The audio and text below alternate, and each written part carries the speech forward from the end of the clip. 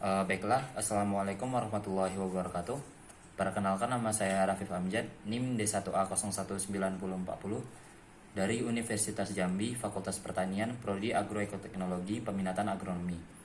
Saya membuat video ini dalam rangka memenuhi tugas dari mata kuliah Teknologi Gulma, yang mana pada video ini berjudul atau membahas tentang identifikasi putri malu. Mata kuliah ini sendiri diampu oleh Ibu Eli Indraswari, SPMP. Pada fokus video kali ini akan membahas tentang identifikasi, klasifikasi, dan deskripsi dari putri malu itu sendiri. Baiklah, sebelum masuk ke klasifikasi dan deskripsi putri malu, kita sendiri akan membahas tentang identifikasi putri malu. Putri malu atau nama latinnya Mimosa pudica merupakan kelompok tanaman perdu pendek anggota suku polong-polongan yang mudah dikenal karena daun-daunnya yang dapat secara cepat menutup atau layu dengan sendirinya saat disentuh. Nah, walaupun sejumlah anggota polong-polongan dapat melakukan hal yang sama, putri malu bereaksi lebih cepat daripada jenis lainnya. Kelayuan ini bersifat sementara karena setelah beberapa menit, keadaannya akan pulih seperti semula. Putri malu termasuk tanaman berduri yang tergolong dalam tanaman berbiji tertutup atau Angiospermae. Mimosa pudica berasal dari kata mimik yang berarti daun yang bersifat sensitif, dan pudica yang bermakna malu, menyusut, dan mengundurkan diri. Baiklah, saya akan menjelaskan tentang klasifikasi dari putri malu itu sendiri atau biasa disebut sebagai Mimosa pudica. Putri malu itu sendiri berasal dari kingdom Plantae, subkingdomnya yakni Spermatophyta, lalu divisinya yakni Magnoliophyta, kelasnya yakni Magnoliopsida, ordonya yakni Fabales, familinya Fabaceae, dan genusnya yakni Mimosa. Sedangkan untuk spesiesnya sendiri yakni Mimosa pudica. Bisa dilihat sendiri pada putri malu ini, daunnya itu berwarna hijau. Akan tetapi pada tepi daunnya umumnya berwarna ungu. Jika daun tersentuh akan melipatkan diri, menyirip rangkap. Sirip terkumpul rapat dengan panjang 4-5,5 cm. Nah, putri malu ini sendiri pada daunnya itu mempunyai gerakan seismonati. Seismonati ini merupakan gerakan yang walaupun dipengaruhi rangsang sentuhan, tanaman ini juga dapat menguncup saat matahari terbenam dan mereka kembali setelah matahari terbit. Bisa dilihat pada video ini, saat saya sentuh, maka daunnya akan menguncup.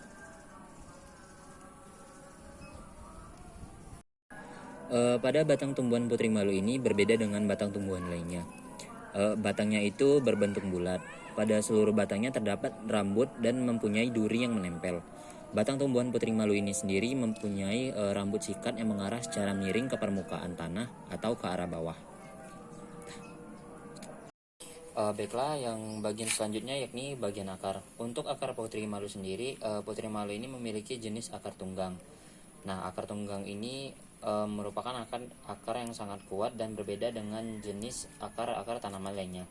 Jika kita sabut secara langsung tanaman lain, maka seluruh akarnya akan langsung terangkat. Akan tetapi lain halnya dengan akar tanaman putri malu. Untuk mencabutinya saja, tadi saya memerlukan suatu alat dan tenaga yang cukup kuat agar semua akarnya tercabut.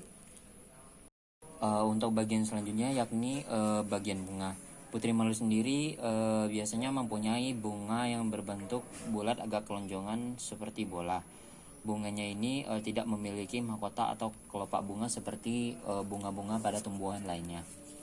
Nah, untuk warnanya bisa dilihat dia memiliki warna merah, tetapi ada rambut-rambut halus di sekitar bagian merahnya. Bunga kelopak putih malu bentuknya sangat kecil dan bergigi 4 seperti selaput putih. Tabung mahkotanya juga berukuran sangat kecil, bertajuk 4 seperti selaput putih.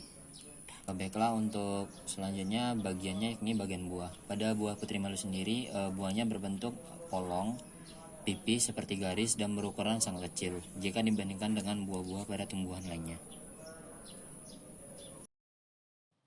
Nah, setelah mengetahui deskripsi dari putri malu tadi, selanjutnya kita akan masuk ke habitat atau tempat tumbuh putri malu itu sendiri.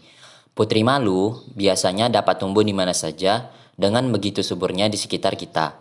Tanaman putri malu juga biasanya tumbuh di atas tanah yang lapang, baik itu di ladang, di perkebunan, di pekarangan rumah, dan pada tempat yang lainnya di sekitar kita. Putri malu dapat tumbuh secara liar di mana saja, dan tanaman ini tidak memerlukan perawatan yang khusus seperti tanaman lainnya, misalnya seperti pemupukan atau penyiraman. Putri malu juga dapat tumbuh di permukaan tanah, baik di atas permukaan tanah yang lembab maupun di atas permukaan tanah yang gersang. Sebagai tumbuhan liar dan gulma, tumbuhan jenis ini banyak tumbuh di banyak tempat seperti tepi jalan raya, jalan setapak, galengan sawah, tepi sungai, danau, dan lahan-lahan yang tak terurus di sekitar kampung serta di daerah tebing-tebing yang curang dan curam. Jenis ini paling mudah ditemui tumbuh di galengan sawah atau di tepian saluran irigasi. Jenis tumbuhan ini juga dapat tumbuh dari daerah pantai hingga dataran tinggi di atas permukaan 1-1000 meter. Selanjutnya, kita akan masuk ke cara perkembangbiakan putri malu. Putri malu biasanya berkembang biak secara generatif atau melalui penyerbukan dengan bertemunya sel kelamin betina atau putik dan jantan atau benang sari, dengan ditandai adanya peleburan sel kelamin jantan dan betina. Lalu dari hasil penyerbukan itu, mimosa memproduksi dengan biji, yang merupakan bentuk reproduksi generatif atau kawin. Bunga putri malu berwarna merah muda atau keunguan, tersusun dalam kelompok kecil, halus, dan berbentuk bulat. Bunga ini dapat diserbuki oleh angin atau serangga. Biasanya, biji disebarkan di dekat tanaman induk oleh angin. Namun, biji juga dapat disebarkan oleh air. Satwa liar juga dapat berkontribusi terhadap penyebaran putri malu melalui memakan atau mengkonsumsi dan mengeluarkan ekresi biji ini. Baiklah, sekian penyampaian dari video saya. Apabila ada kesalahan baik dalam pengucapan maupun dalam penyampaian, saya mohon maaf yang sebesar-besarnya. Saya akhiri, wassalamualaikum warahmatullahi wabarakatuh.